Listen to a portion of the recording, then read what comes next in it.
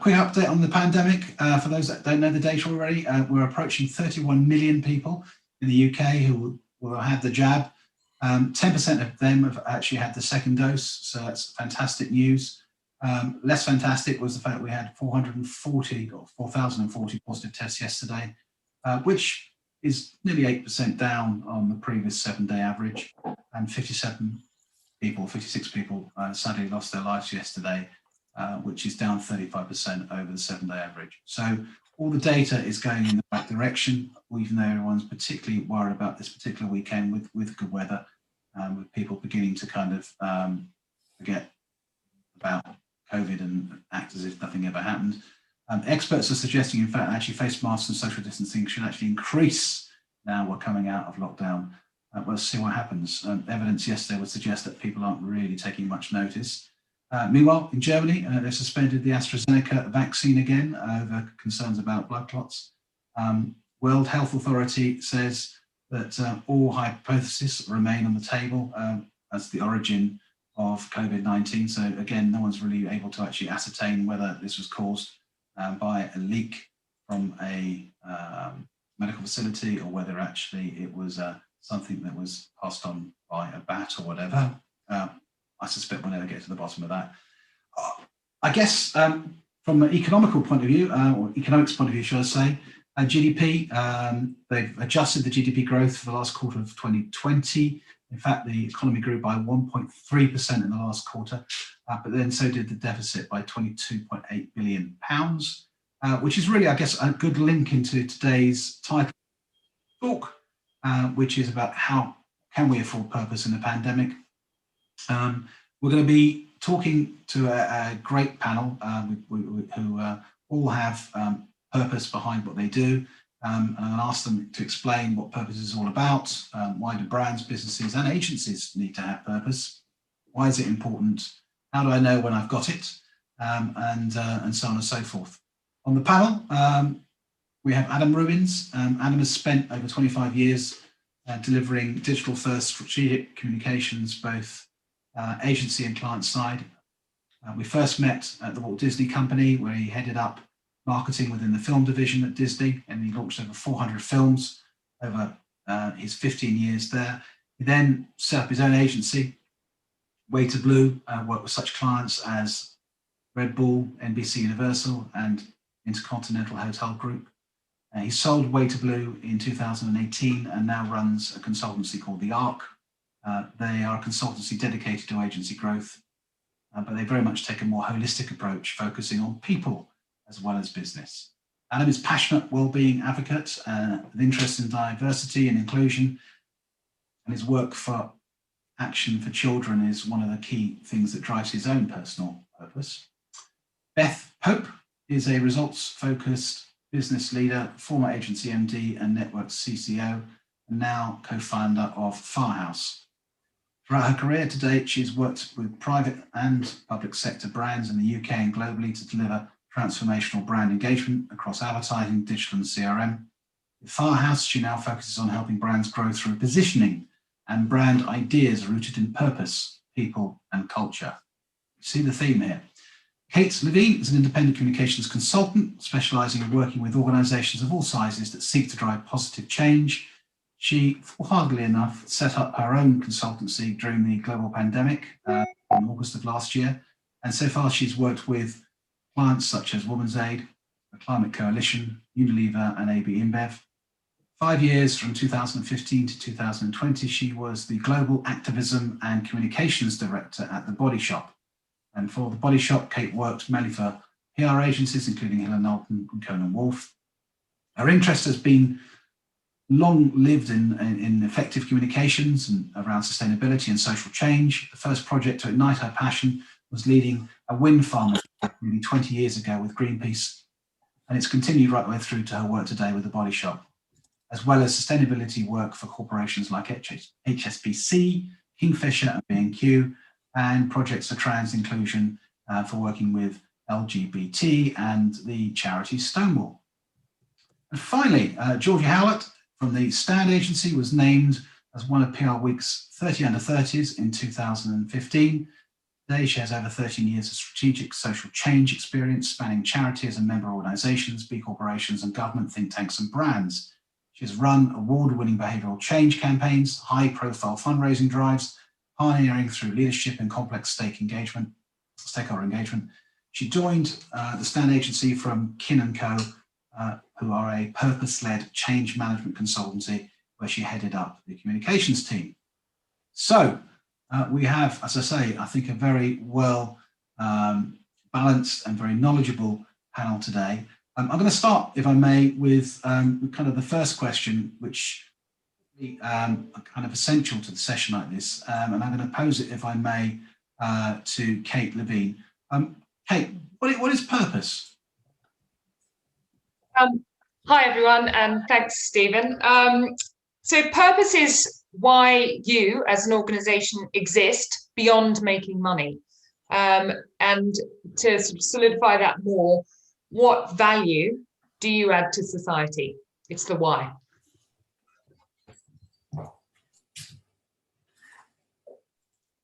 And Georgie, if I may, do you want to build on that? Sure. Yeah, no, I mean, it is exactly that, isn't it? It's your reason for being beyond profit. But I think if you're to sort of start to look at it, what it is more broadly, it's how you as a business act as a force for good, both inside and out. So I like to sort of think about the three main ingredients of purpose as being kind of like your operations and the culture, so the kind of the nuts and the bolts of how you do your business, but also then your brand, which is the bit that I think a lot of people instantly jump to. They jump straight to the brand or the shiny element, because that's the bit that everybody else sees in terms of the wider world. But that's also where it can go wrong, and very wrong, as I think we've seen by a lot of organisations. So I think it's important to look at something that feels true to your employees and to your culture and to who you are as an organisation. And I think it's important to then look at what firmly sits within your sphere of influence. So it's important that as an organisation, your purpose is very, very strongly anchored to who you are, because it shows a mile off if you start sort of like throwing your weight behind something that just is discordant with what you do. Okay. So Adam, is that the same for agencies as brands, or would you say it's a different sort of thing for agencies? No, I don't see a huge differentiation between how brands or agencies should think about purpose. I actually like, there's a Japanese concept called ikigai, which you may or may not have heard of, but it literally means in Japanese reason for being. And what it looks at is four primary elements, which is what you love, your passion, what the world needs, which is your mission, what you're good at, your vocation, and what you can get paid for, which is your profession, and how all of those things work together. And I think what tends to happen with purpose is that we as individuals, we as agencies, or we as brands know some of this instinctively, but can become too focused on any one of these things rather than thinking about them as a whole. And that for me is what purpose is all about.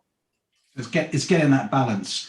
I mean, the thing that slightly confuses me is there a difference between purpose and, say, ethics, Beth?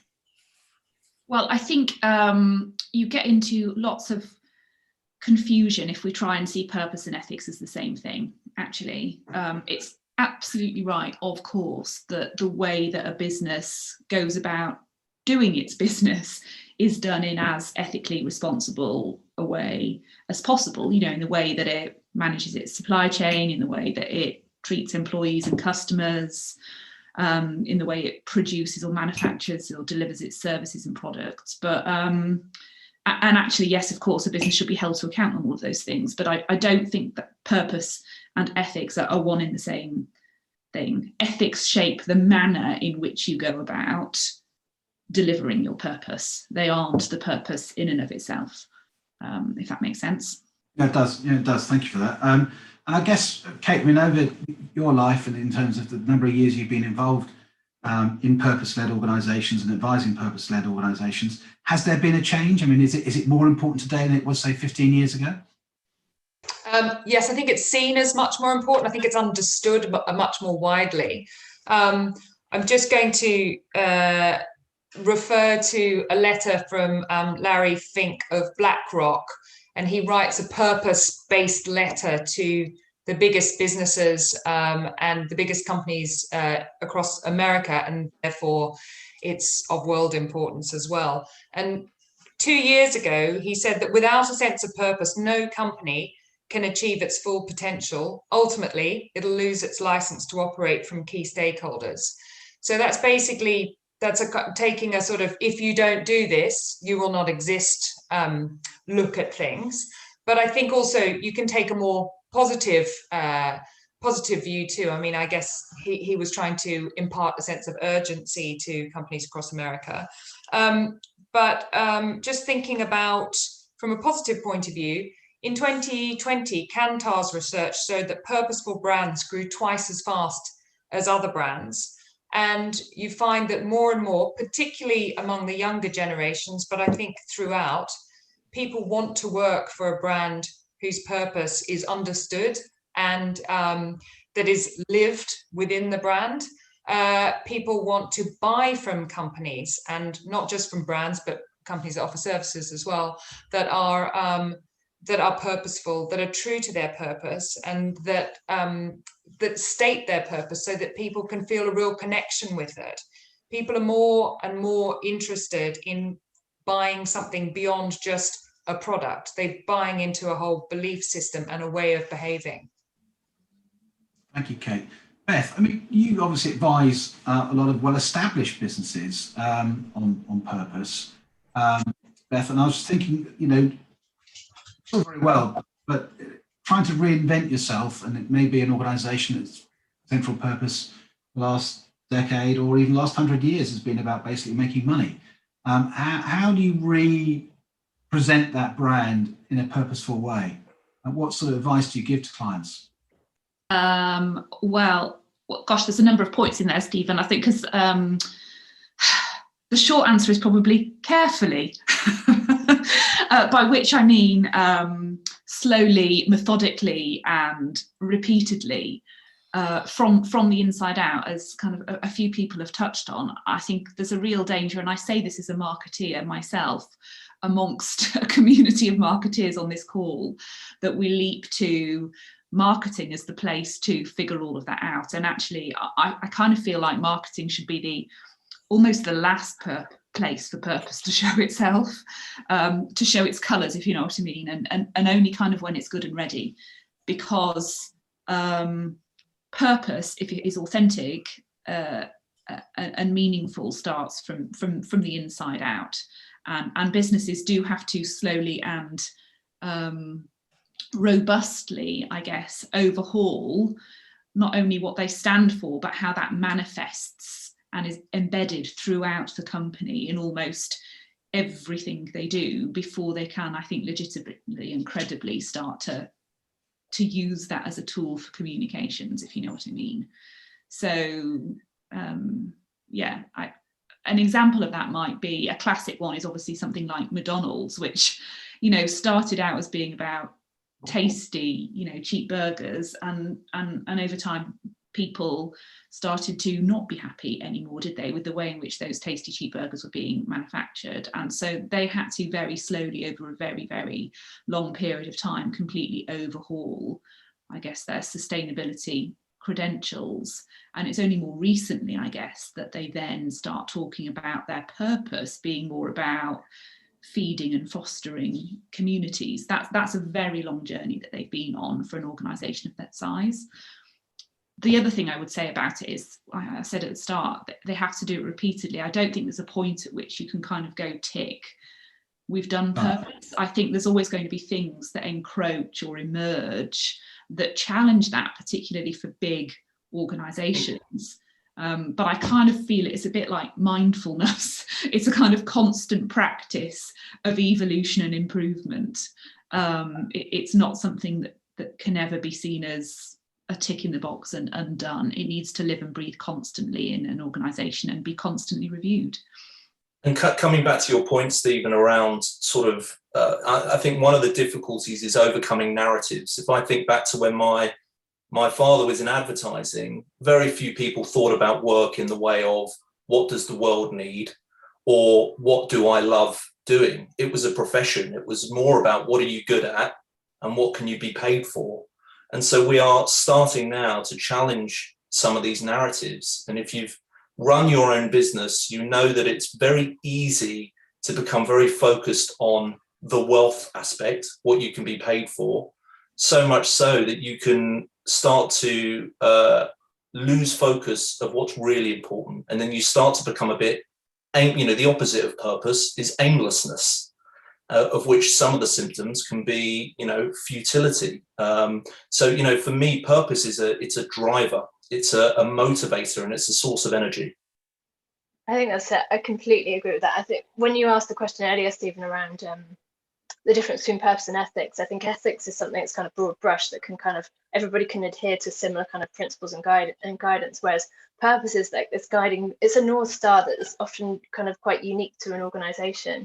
And I think that to Beth's point, long-term, authentic, it has to be kind of baked from the inside. And often the best way that an organization, if it's been around for a long time, and it's, it is like turning around a cruise liner. If you've got an organization that's old, is entrenched in certain behaviors and kind of like ways of doing business, and it's going, okay, so how do I do this? How do I get involved? And the best thing is to start inside, and it's to do something that's cross-team, cross-section, involve as many people as you are able to in that process, and build like a sense of co-ownership of it as well, so that you have something that feels genuine, authentic, it's owned. It's something that you can also start to explore and pilot and test kind of approaches that you then take externally, but you run it with your teams inside first. If you're going to start talking about body confidence, do some internal pilots and programs where you're working with your team, and then show how you've kind of demonstrated that over time. And it's not just something you've suddenly plucked out of thin air because it's in vogue and it's what everyone's talking about right now. And I also think another really important thing that that businesses that are new to it but have been around for a long time need to do is lose the ego. It's whatever they think that their purpose might be, or have a kind of inkling that it's in a certain area. They're not the only people there. There are other experts, there's charities, there's NGOs, there's think tanks, there's other sort of social enterprise brands that are probably doing some pretty cool and amazing stuff in that space too. So how do you become part of that, at the same time as acknowledging, that you're a business and that you have other kind of things to meet in terms of profit and stakeholders, but how do you become part of something bigger, and what is your role within that? I think is a really important question to ask and mindset to get into. I mean, I think, the point that both you and Beth made about actually trying to regenerate purpose or create purpose within established brands and organizations, and the need for it to be authentic. One of the key trigger points for that is a change in CEO. And we've got a few recruitment companies on today's call, and talking to recruiters in the past, and the sorts of skill sets that increasingly they're looking for from CEOs are excellent communication skills and the ability to be able to actually focus on critical issues for the further development of the business. Clearly, this seems to me to be something that's actually a horrible resource and an opportunity for companies to actually recognize that if you need that change, then we're better than to actually hire a new CEO who can bring into that organization the opportunity to look differently at the business, and that could become a trigger point. I also take the point that Beth made, which is actually marketing really should be the last people who should be doing this, because as you rightly say, unless you actually get the ingrained in the organizations, and no amount of marketing is actually going to actually give that authenticity. There won't be that depth. That said, there have been numerous examples of brands that have gone out there and made statements through communications, through their marketing teams, which just don't hold water.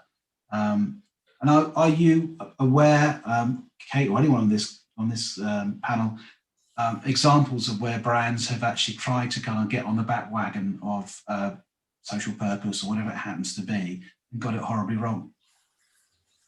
I've got a couple of examples of brands that have got it wrong with campaigns that were a bit disastrous. And I don't think I'm going to do anyone, I'm going to be awful to any brands because it's relatively well publicized. So you may have seen these before.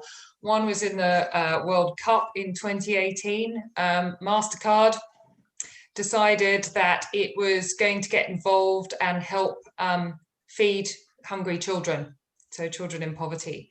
And they created a campaign that was kind of like a cause-related marketing campaign, ostensibly purposeful, where, oh God, I'm probably going to get the footballers' names wrong. I know Neymar was one of them. And there was one other very famous one that somebody will definitely know here. Every time they scored a goal, MasterCard would donate thousands of meals to children living in poverty. It lasted about half a day, I think. It exploded on Twitter when people are like, are you insane? You're going to equate goal scoring with feeding children who are desperately hungry and living in poverty. What's the goalkeeper supposed to do, for a start? So, it was extremely badly done. And I think that's a case of probably I'm sure it was a marketing team, getting hold of something and just not thinking through the implications. And I think that can happen fairly regularly. This one's on such a big scale that it's one that people talk about quite often. And then there are others that some people criticize that I won't criticize. So I'm going to give you an example of one that I think was quite good, but it did get a lot of criticism. And I'm sure this is also one that a lot of you have seen, which was Ben & Jerry's, which is one of the sort of original purposeful brands and one of the original activist brands. Last summer, tweeting Priti Patel about her attitude and the actions that she was taking to prevent economic migrants and refugees from crossing into the UK. And they knew what they were talking about. They've worked with refugees for a long time, both in the US and globally, and certainly in the UK as well. They weren't just jumping on a bandwagon. They did get a lot of criticism, particularly from politicians, but also from a lot of consumers too, who just said, go back to making ice cream. That's what you do. You don't do anything other than making ice cream, just shut up and go back to that. I think that Ben & Jerry's does a lot more than making ice cream. And I think that's been part of their purpose for a very long time. It's about social justice.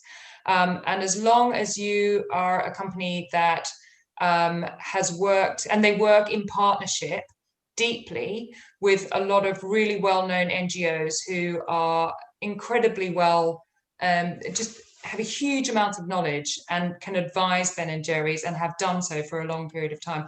That's what enables them to work authentically in this space. But I don't think that's the case with every brand. Yeah, I was just building on what you said there, Kate. I really think that Ben & Jerry's have owned that space for so long. I completely agree. Like, they tick the authenticity box. You're not going to have a situation where 100% of people go, yeah, we agree, and that was brilliant. There are always going to be people who kind of critique. Especially when it's about change. When a brand is trying to make social change, there will be people who dissent. And so no, I agree. It's like you put your head above the parapet, and that's sort of like what comes with it. And actually, I think there's a couple of brands that are interesting to explore that don't necessarily fall, it's not they've done anything wrong, it's just they fall into exactly that space that I think would be quite interesting to talk about. And one of them is Brewdog, for example, because I know that they have, I feel like their heart is there. They do a lot of really interesting, different, very vocal, quite strident things. The thing that I notice is at the moment, my sort of mild criticism would be it's quite scattergun, so that they're kind of like just hang their hat on whichever issue or thing comes out at that particular moment. And it might be about kind of a maturing of purpose that they're kind of on a journey on. Which I think is interesting. I'm interested to hear what other people's views are on that. Similarly, the fact that it's not always simple or clear. So Tony Chocolonely put the spotlight on the fact that bringing about change isn't all kind of it's not black and white. It's not really, really simple. And they've argued, they got into some heat around the fact that they are working with a supplier, and there's kind of stories around child labour. But the thing is, their whole point is they're saying we are going to where the problem is, and we want to go to the heart of that problem and create change from there. And I think that's a very strong argument, but it doesn't come easily, and it's not an easy space to operate in as a brand. It takes bravery. I'm interested to hear what other people think about them as a brand as well. Okay. Are agencies in danger, to your point about sort of trying to cover every particular social injustice or any particular problem in the world, and then becoming internally focused on that rather than focused on what they should be doing for their clients, Adam?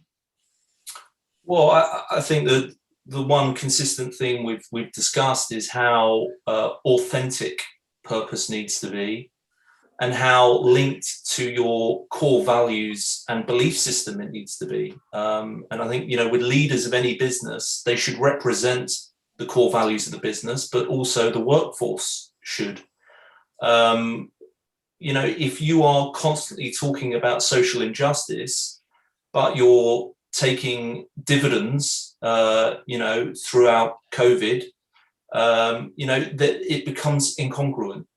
So it's okay, I think, for businesses to be all for, to be against social injustice and to talk about that, but it shouldn't be a tick box exercise. It has to be authentic. It has to link back to something. And I think agencies sometimes can be in danger of filling a content calendar rather than actually linking something back to their core belief system. Yeah, I mean, we've all seen that, whatever, week it is, or it's the day of X or whatever, agencies pumping out content and around that in order to be seen to be part of the club, but not necessarily acting on that internally or in terms of what they actually do as a business.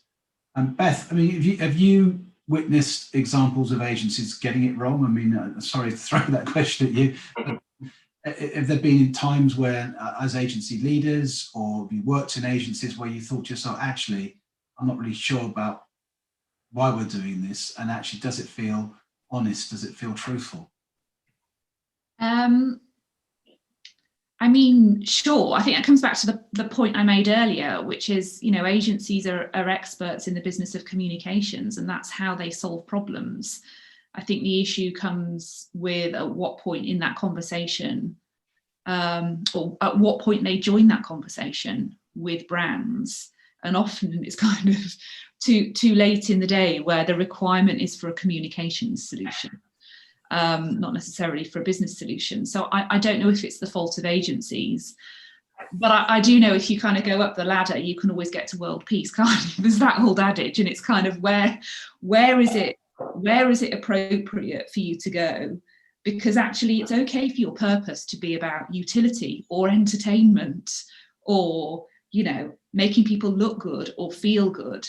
You don't necessarily have to then extrapolate up that ladder to mental well-being or what have you. And there's quite a lot of chat on LinkedIn recently about what Maltesers were doing around comic relief, and actually in terms of postnatal depression, and the kind of disconnect between where it might work arguably in advertising to present a light-hearted picture of new mothers joking about how they're feeling, versus sort of plastering on a billboard a statement about someone who's felt suicidal as a result of experiencing postnatal depression. And I think the channel is everything in that instance, isn't it? So yes, absolutely. When is it appropriate for a chocolate brand to be about happiness and sharing and bringing people together, and when is it then not appropriate to go further up to kind of solving mental health? There has to be a legitimate and authentic connection between those two things, I think, for people to buy it. The reality is really... sorry, go ahead. I was just going to say, there's a really interesting question that I think surfaced from what you were saying, Beth, in terms of what the role is for communications and when we can be helpful. And I think we are seeing a blurring of what communications and agency kind of skill sets are. And as I mentioned, my previous place prior to this was more of a management consultancy. Before that, it was a social change comms. But you're seeing more and more communications consultancy step into the space of also management consulting to some level, because I do think there's a lot of bright people in our sector, and what we can do is, when somebody does have that kind of scattergun effect of, as you're saying, Stephen, they're kind of commenting left, right and centre on every national whatever day, we can bring that clarity of thought. And I think we're quite good at facilitating, convening, and saying, going to the highest person we can. Ideally, it should be owned by the CEO, I think, the purpose. And saying, who can we bring around the table? This needs to involve HR, it needs to involve operations, it needs to involve brand, and we need to have a high-level conversation that also involves, cross-section of the organisation, so it's not just baked up in a boardroom. But it's something that we can play a part of, without saying we can solve the whole thing. But I think we can, provided it's clear the role that we are offering, we can provide that consultancy around a purpose strategy and working with their internal teams to get clarity on that. And then great, we can then go, we're also really good at delivering behavior change campaigns or brand activism or whatever it is. But I do think there's a blurring and changing role of what used to be sort of traditionally comms agencies and marketers of step, and purpose is that door that has opened for us in terms of having more of a sort of consultative role at a much more senior level. But which I think is really exciting. The big question is there truth in that purpose, and does that matter? And I've sat on a variety of different boards, and not once have I ever seen a board agenda item around purpose. Boards focus on cash, profit, and the profit drivers to that business in that order. And that's demanded by the company shareholders, and a CEO's ultimate responsibility is to drive shareholder value.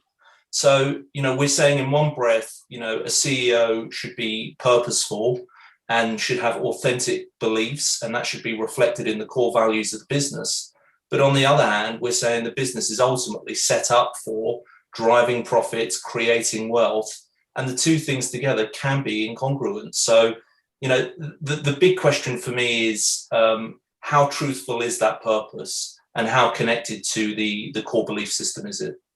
Oh, and that's why you have the rise of the B Corporation, isn't it? Where it is, it's baked into the Articles of Association. Absolutely, and legally it becomes a triple bottom line reporting issue.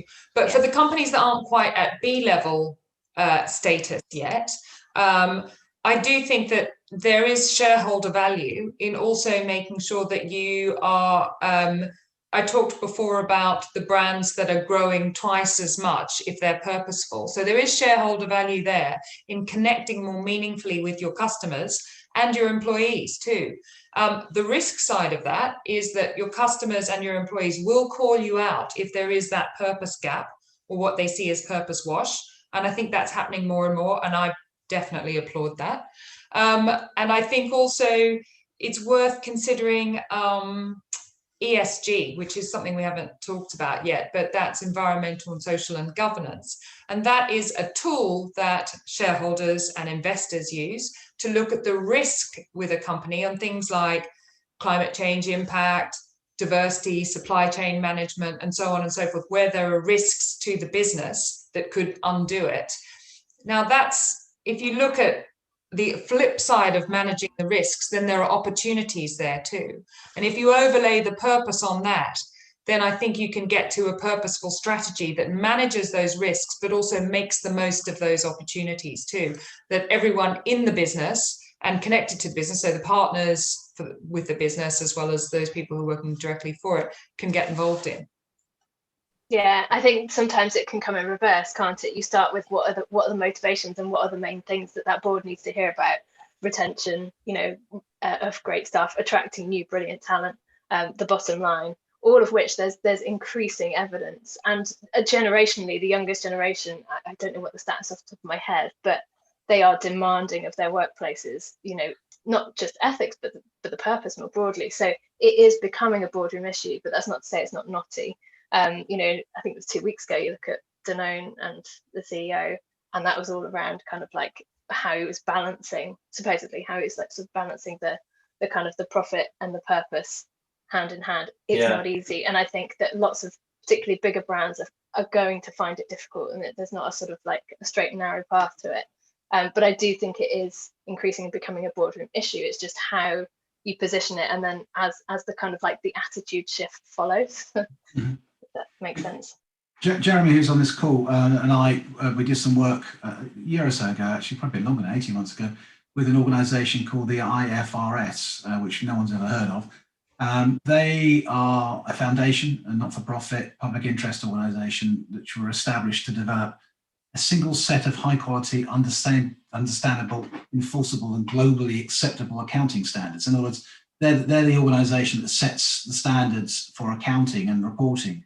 And the big agenda item for them, and it came up at Davos, I think 2 years ago now, was actually about how do you start to encourage corporate reporting on a far broader range of metrics, including purpose, including accountability for their impact on the environment and so on and so forth.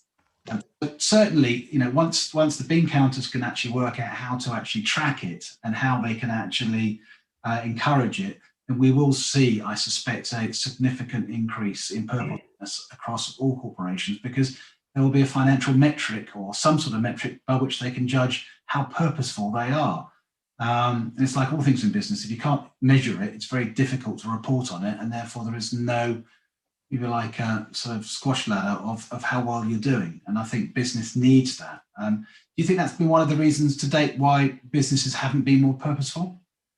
Yes, and I mean, just coming back to that point, I think the lack of supporting data and evidence is the biggest barrier to further advancement in this space, mainly with agencies, less so with brands, because to Kate's point, the consumer behavior will show you whether you're acting purposeful or not now, which is a really great indicator and measure of whether businesses are acting ethically.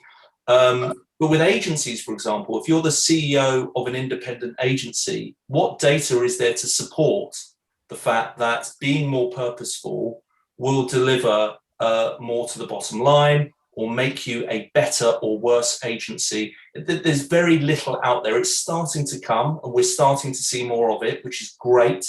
But I think we need to see a little bit more. I've worked with, let's call them cynics, who believe that a lot of focus on well-being, diversity and inclusion, these things can be a distraction to the business.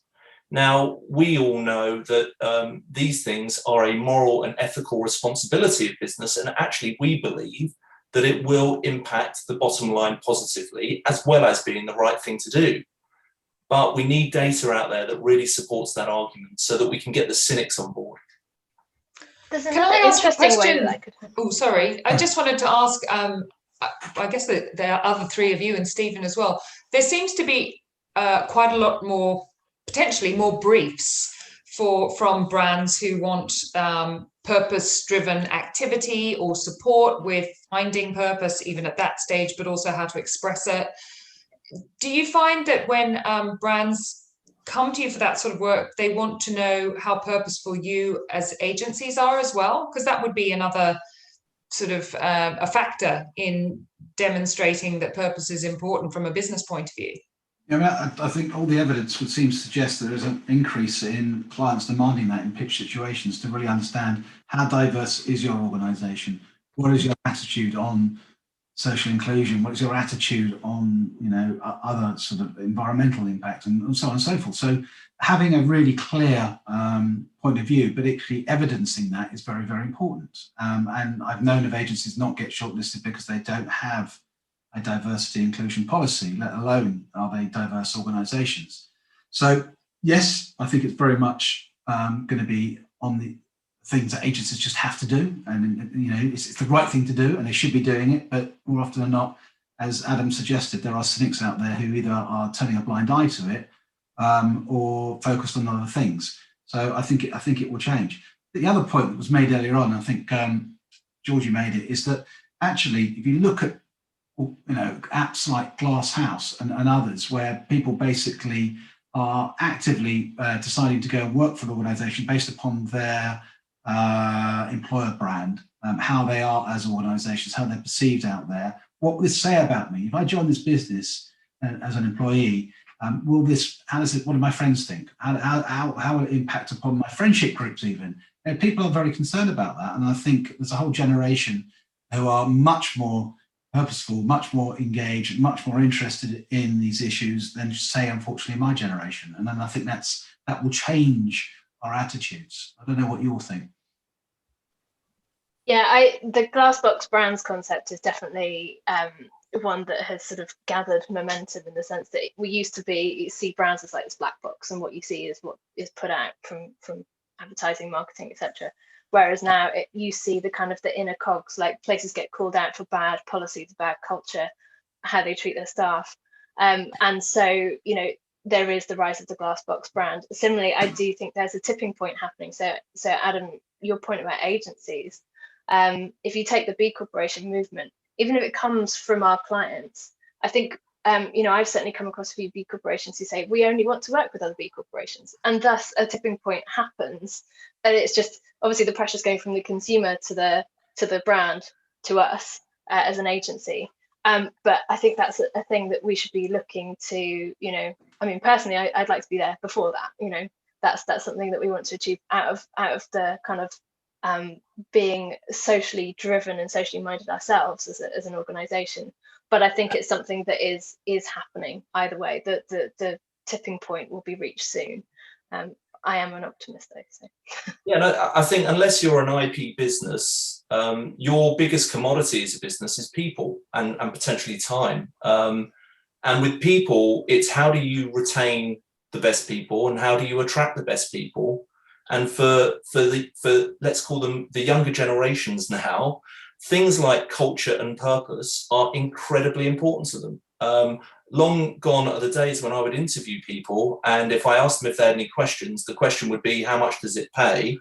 Now they're interviewing you on what is your culture like, what is the purpose of the business.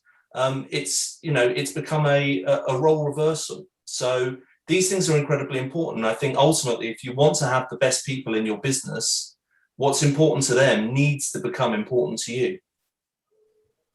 I inadvertently referred to as glass house. I think I actually meant glass door, didn't I? But and glass box in general for the actual the categories of businesses we're talking about.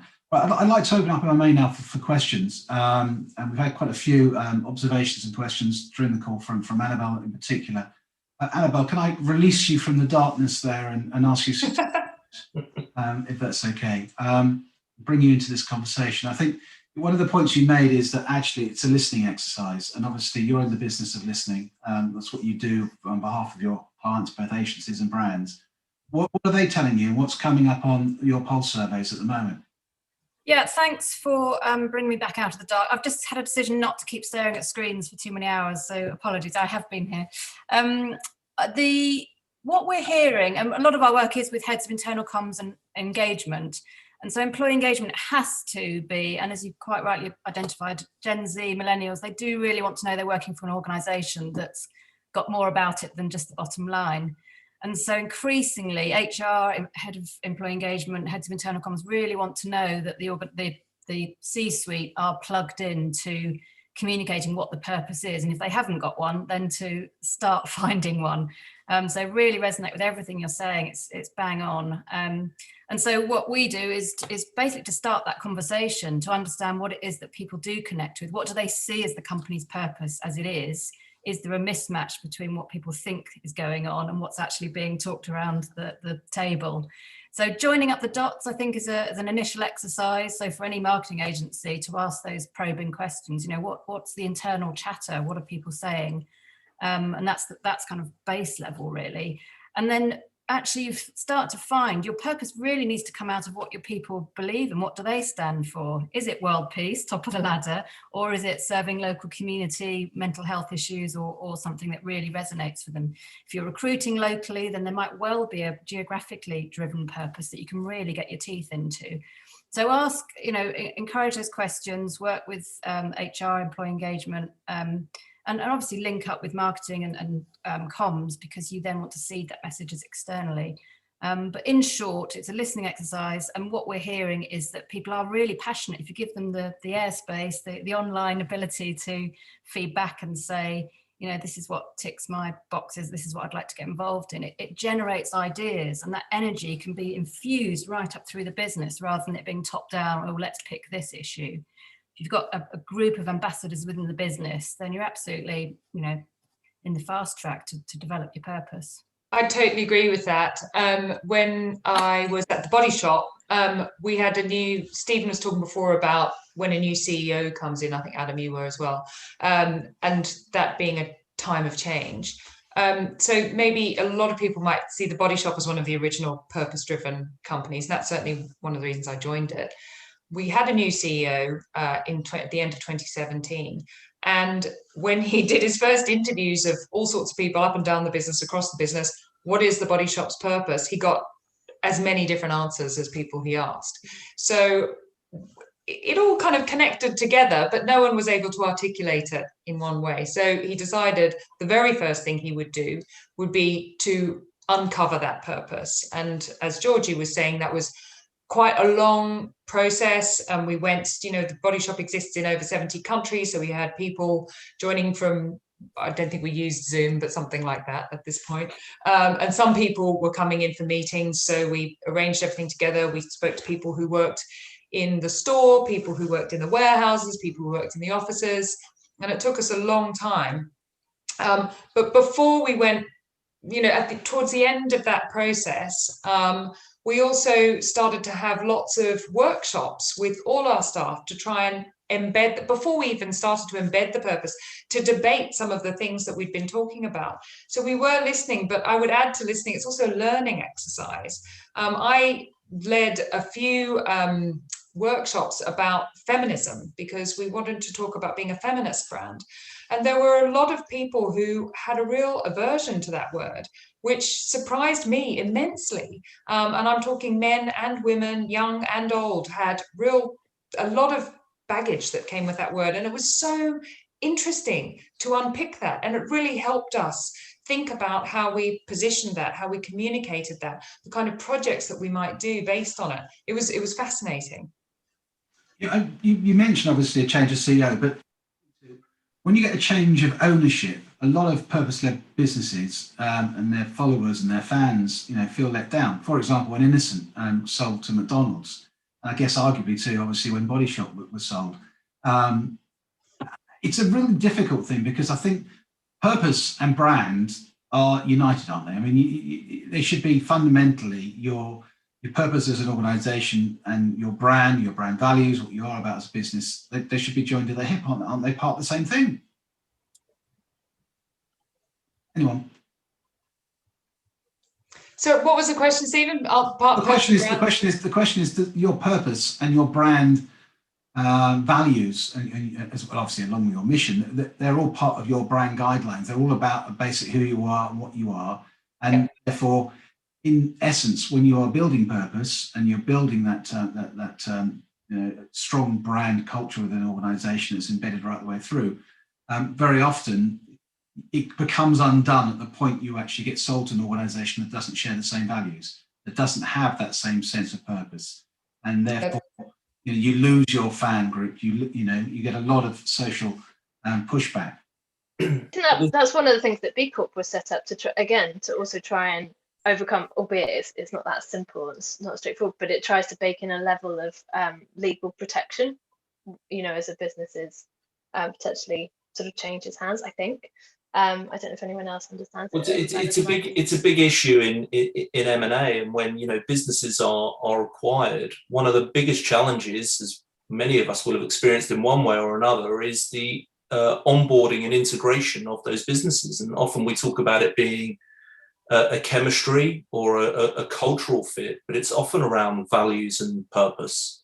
For me, you know, we can't expect every leader to be passionate about all forms of societal needs, but there are some that are a given. You know, in any business, we should be interested or care about equality, respect, safety, trust, health. You know, these are things that businesses should have a moral and ethical obligation to care about, but then there will be other things that business leaders will have personal passions in. I do think that strong communications is a really important part of this as well. So this is where great communicators can really help a business relatively early to communicate with all its stakeholders. I think inside out, it is where it needs to start, of course. But, you know, when an announcement about an acquisition is made, often it's then everybody knows at the same time. So you do need to have a lot of really good communications to go out to understand all of the aspects that people are worried about and position them in a way that makes sense. You might lose some people along the way. And that did happen when Anita Roddick sold the Body Shop to L'Oreal, but still managed to retain over time, partly through working with NGOs and certain partners retaining those relationships, the trust of a lot of consumers as well as employees. And I was just thinking about when Oatly, it wasn't an acquisition, but I think some of you will know that Oatly took money from Blackstone, which was an investor which has enabled Oatly to grow. And there was a huge amount of criticism because Blackstone also, I think its CEO had been a donor to the Trump campaign, and had also, there was a connection with an organization that had put roads through the Amazon in Brazil. So it seemed to be completely at odds with its purpose. I think one of the issues there, if they were definitely decided they were going to do that, and the right governance was in place to make that decision at Oatly, they didn't communicate in advance with their consumers and with their stakeholders about what they were doing. It was kind of announced very quietly. Nothing really came out from Oatly. And this is from a company whose its whole being is about kind of fun and engaging communications, talking to people. They were just completely silent on this. Then they had to backtrack and spend a lot of time and effort trying to explain it. They should have come out earlier and explained the thinking behind it. I think something you touched on there, Kate, which just resonates the right way through, is about trust, because it's and managing expectations in terms of if you're building that trust and then it's suddenly shattered, it's hard to come back from that. And I think, we haven't explored it much on today's conversation, but there is now a kind of like a rising criticism, as with anything that kind of has a moment, and then people start to go, oh, but what's wrong with it? And purpose is in that kind of point, I think, at the moment where people are starting to sort of become a bit more cynical about it, become jaded, think that it was just like last year's marketing term. I don't think the movement is going anywhere, because I think consumers, and what people are expecting is going to remain. That's not changing. I think what we need to make sure happens now is that, Beth, you talked about this, and not just being something we go tick, we've done it, we've articulated our purpose, and we're doing a few bits and bobs, through a CSR strategy, so we're fine. It really is now, if there's like one main takeaway for brands at this point, it's about action beyond words. It's now it's putting like action where their mouth has been, and less is more. So it's not trying to then suddenly do everything. It's about very carefully considered, long term, and clear action. I really agree with that, Georgie. I heard a really nice definition a friend shared with me this morning, actually, about two different ways to think about purpose, and actually, if you think of it as a catalyst for transformation rather than simply an end goal, because I think you referred to it earlier as being a North Star, and I often describe purpose as a North Star, and then I've checked myself on a couple of times, because I think it's very easy to then see it as something sort of remote and out there and sort of less impactful in your everyday life. But if you think about purpose as a catalyst for transformation, it absolutely requires action. It can't simply be a linear progression towards something. It has to be about a step change, and everything that we're talking about today in terms of glass box brands or authenticity, it all comes back to, or the inside out, it's all about your purpose is only worth it if it is a catalyst for action and the behaviours that you practice as a business. And I think a lot of what people get jaded about is when it's simply up there as this sort of spoken about North Star, if you like, rather than actually something that lives and breathes within organisations. Okay, well, one final question, if I may, and we could go on talking about this for hours. I mean, it's fantastic. Some very interesting debate.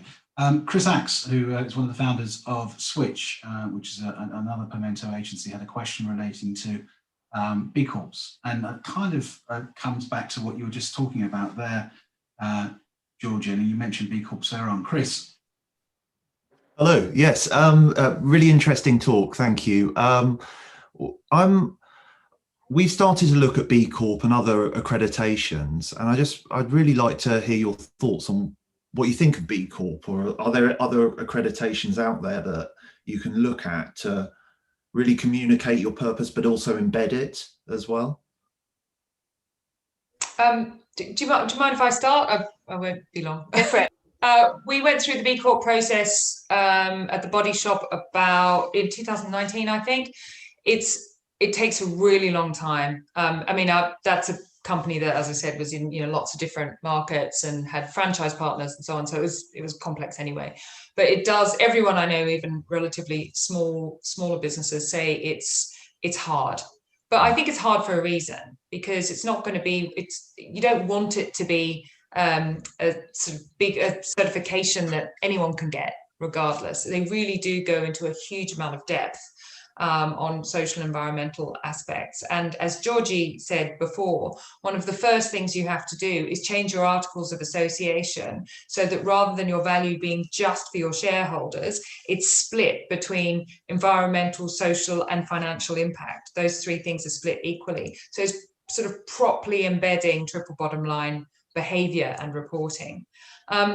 So for that reason as well as the difficulty of it, I think it's really well regarded.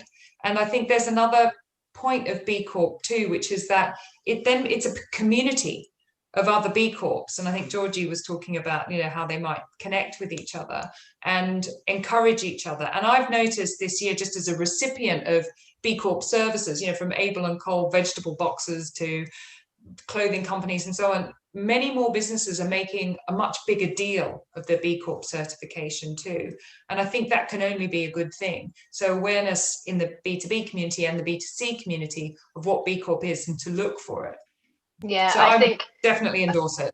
Yeah, I was going to say, I think I'm biased partly because I've been involved in the movement from its very early days in this country and helped to launch it while I was at Forster. But I do think it is a very strong. The more if you start to have loads of different markers, it's confusing for anybody, consumers, whoever's doing the buying or working with an organisation. It starts to become complicated because you don't know which marker to trust, and then you just kind of lose the point of all of those things altogether. But I do think the B Corp movement is truly snowballing. Ocado now has a digital aisle, doesn't it, just for B Corp brands, which is brilliant. And I think the FMCG space has moved faster. I don't know whether that for whatever reasons they found it slightly easier to go through the certification process than other types of business. But I do think that is sort of for me, that's the main kind of marker. I'm sure there are all sorts of other things, and it might not just be about kind of frameworks or stamps of approval. It's also about association and other partnerships and networks that you're part of. And the B Corp network is very much about that. In the last month, I've seen Ella's collaborating with Pucker, and I've seen Brewdog have teamed up with Tony's Chocolonely to try and come up with a shared product. And it's lovely. That's a really nice thing that they're kind of driven by, and there are benefits from it too.